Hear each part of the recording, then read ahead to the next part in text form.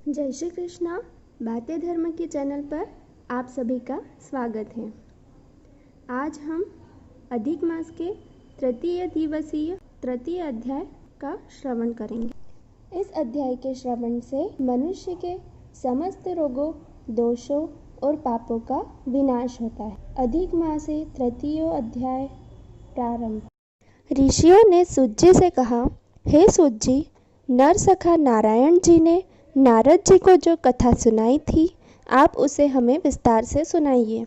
सूत जी बोले कि हे ऋषियों, जैसे नारायण जी ने नारद मुनि से कहा, वह सब मैं उसी तरह आपको सुनाता हूँ।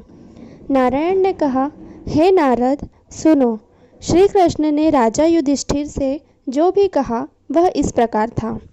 एक बार धर्मराज अजातशत्रु राजा युधिष्ठिर को दुष्ट दुर्योधन आदि ने कपट करके जुए में हरा दिया और दुर्योधन के कहने पर दुशासन ने द्रौपदी के बालों को पकड़कर खींचा तो भगवान श्री कृष्ण ने उनकी रक्षा की। उसके उपरांत प्रतिज्ञानुसार पांडव राज्य को त्याग कर काम्यक नामक वन को चले गए। वन में पांडवों ने अनेक कष्ट उठाए।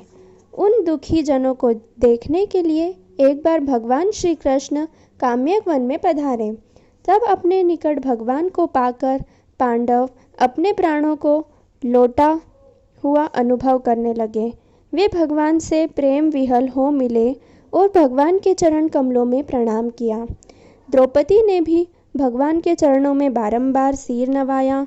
भगवान बहुत दुखी हुए और तब भक्त वत्सल विश्वात्मा भगवान श्री कृष्ण धृतराष्ट्र के पुत्र दुर्योधन आदि को भस्म कर डालने की इच्छा से कोप करने लगे।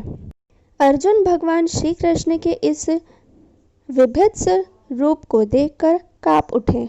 युधिष्ठिर, द्रौपदी ने तब भगवान के हाथ जोड़कर स्तुति की। अर्जुन ने कहा, हे नाथ, आप जगत की रक्षा करने वाले हो। मैं इस जगत से बाहर नहीं हूँ, तब आप मेरी रक्षा क्यों नहीं करते? सांसारिक कोप को आप दूर कीजिए। आप तो इन सारी बातों को जानते ही हैं। हे प्रभु, मैं आपके चरणों में प्रणाम करता हूँ। श्री नारायण कहने लगे कि इस तरह अर्जुन को करबद्ध विनती एवं बारंबार प्रणाम करने पर भगवान श्री कृष्ण ने अपने क्रोध को त्याग दिया। सूत जी कहने लगे, हे ऋषियों, तब पांडवों ने भी संतोष माना और उनके भयभीत मुख फिर से खिल उठे। श्री नारायण जी बोले कि फिर अर्जुन ने भगवान श्री कृष्ण से ठीक यही प्रश्न किया जो आपने मुझसे किया है। तब श्री कृष्ण ने 2 घड़ी ध्यान किया और पांडवों के हित के लिए इस प्रकार वचन बोले। श्री कृष्ण ने कहा, हे राजन, आपने यह अनोखा प्रश्न किया, इसका उत्तर देने में मैं असमर्थ हूँ। चैत्रादिक मास, टूटे हुए पक्ष, नाड़िकाएं, याम, त्रियाम, ऋतु, मुहूर्त, अयन, उत्तरायण, दक्षिणायन, वर्ष, युग, परार्ध, अंत और इनमें से भी परे नदी, समुद्र, झील, कुएं, बावड़ी, पल्लव, निर्झर, लता, वृक्ष, औषधि वृक्ष, बांस वृक्ष, वनस्पति, पूरग्राम, नगर, पर्वत आदि सब के सब मूर्तिमान हैं और अपने गुणों के कारण ही पूज्य हैं। इन सब में कोई नहीं अपूज्य और स्वामी रहित हो। हे पांडुपुत्र, इनमें एक समय अधिक मास की भी उत्पत्ति हो गई। सब लोगों में लोग उसे अनाथ, स्वामीहीन, नंदनीय, अपूज्य और मलमास, रवि सक्रानी होने आदि नाम से पुकारते थे। शुभ कर्मों के लिए इसे त्याज्य कहकर निंदा की गई। ऐसे निंदा एवं अपमान के वचन सुनकर अधिक मास तेजहीन, निरुद्योगी, दुखी हो गया और फिर अत्यंत चिंता होकर मरणासन हो गया। तब अंत में किसी प्रकार अपने मन को समझाकर वह मेरी शरण में आया। हे अर्जुन, वह बैकुंठ में आया और मुझे साष्टांग दंडवत किया। मेरे दर्शन पाकर उसने करबद्ध हो अपने नेत्रों में अश्रु भर लिए।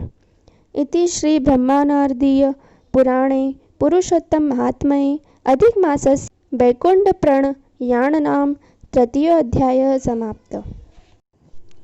तो मित्रों, आज का तृतीय दिवस का दान है चना। आपको कच्चे चने का दान अवश्य करना चाहिए। तो मित्रों, अधिक मास की आगे की कथा श्रवण करने के लिए आप मेरे चैनल बातें धर्म की को लाइक, शेयर एंड सब्सक्राइब ज़रूर करें और साथ ही बेल आइकॉन बटन को दबाना भी बिल्कुल ना भूलें, जिससे आगे की कथा भी आपके पास जल्दी से जल्दी आ सके।